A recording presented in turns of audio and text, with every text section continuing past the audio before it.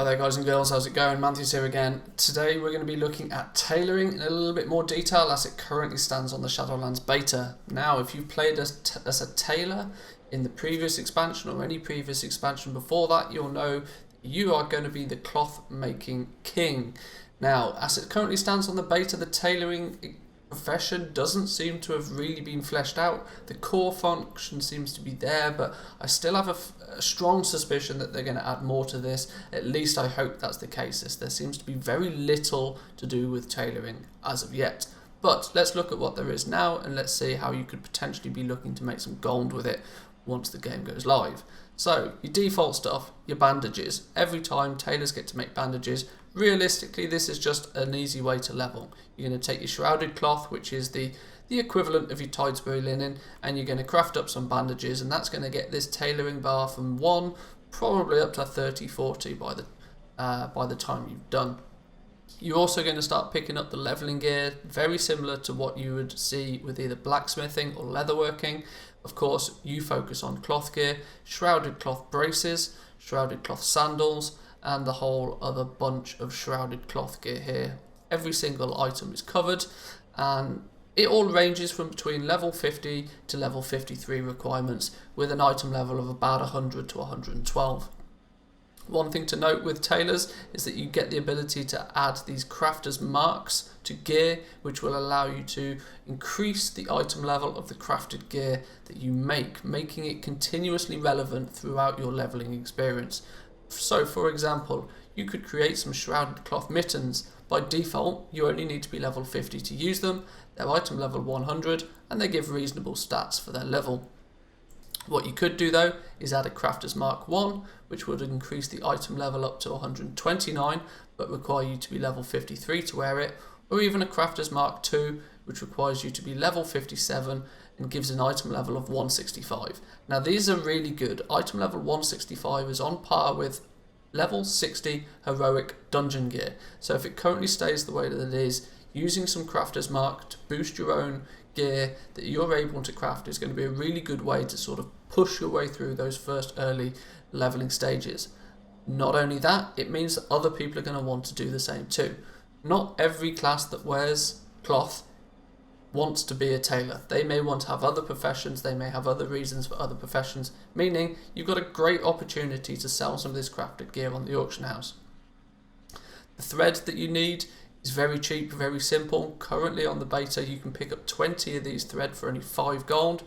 I do have a sneaky suspicion that that's going to go up in value, considering that the previous threads we've had in previous expansions have every time been that little bit more expensive, but as it stands at the moment, crafting that gear once you're leveling is pretty simple, pretty easy, and actually quite cost effective. For example, the shrouded cloth cape admittedly is going to not be used by many because a lot of classes will have their legendary cape equipped from Battle for Azeroth, but if you're a new character leveling up or it's an alt or something and you haven't got that, level 50, item level 100, it literally only takes 4 shrouded cloth to craft. I do have a sneaky suspicion that we will see an introduction of some shrouded bolt like we've had in past expansions. These values seem to be, or the quantities of cloth required to craft these items currently at least seems to be very, very low. It does seem to be reflected when you get to the higher level gear. You'll see that this is a problem that is probably going to be fixed. For example, you've got your 165 gear, requires you to be level 60 when crafting it, still only requiring 7 of the base cloth to craft. You don't have to turn those pieces of cloth into bolts first, just straight shrouded cloth for mobs that you kill around your travels. It seems relatively cheap to me. I imagine they're probably going to fix this, but this is the first time we start to see Lightless Silk.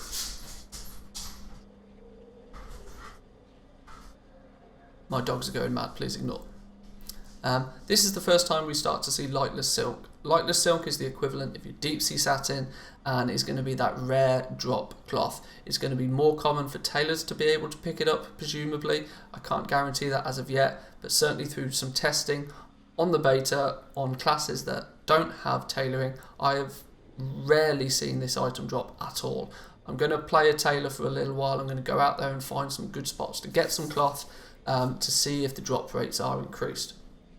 But Lightless Silk, Shrouded Cloth, make some decent gear, same thing again, but you get the ability to not only increase the level of it if you want to, this time all the way up to potentially an item level of 200, which is normal raid gear quality. So that's going to be really good for at least the first patch, and theoretically with this system in place of being able to craft gear, add a crafter's mark optional reagent to it, boost the quality, is going to be really beneficial and something that's going to be really simple for Blizzard to add on to. We could see a Crafter's Mark 5, we could see a Crafter's Mark 6, a Crafter's Mark 7, and it will still keep these old patterns and your professions relevant throughout the expansion, which is really cool. Last thing I'll talk about, I've talked about this a little bit in some of my other videos, but your legendary gear. Legendary gear, you create the base item legendary gear, and this is the only time where there is a ranking system to the patterns like we've seen in Battle for Azeroth. Currently you'll see rank 1, you need experience to be able to craft rank 2s, you need 10 experience or the equivalent of crafting 10 of these items to then be able to craft rank 2 items. Once you're able to craft rank 2 items, you craft a bunch of those, you'll get rank 3s, craft a bunch of rank 3s, you'll get the ability to sell and buy and equip rank 4 base legendaries. This is going to be where the money is, and as it stands at the moment, cloth wearers, if these prices stay the same, cloth wearers have got it golden. If each one only takes 100 shrouded cloth and 25 lightless silk, these are significantly cheaper than what it is for both leather workers and blacksmiths or jewel crafters to be able to create their base legendary items. So cloth wearers, you're in for a win. It's going to cost you considerably less gold, assuming things stay the way they are.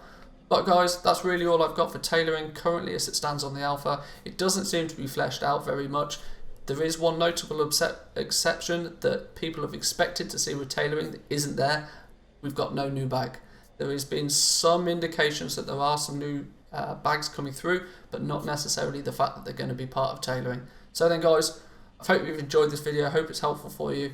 If you decide to go with tailoring, it's going to be a nice cheap, or sort of should I say cheaper profession to level, especially if you're a cloth class and can benefit from the gear. So guys, I've been Matthews, hope you enjoyed. I'll see you guys next time. Peace.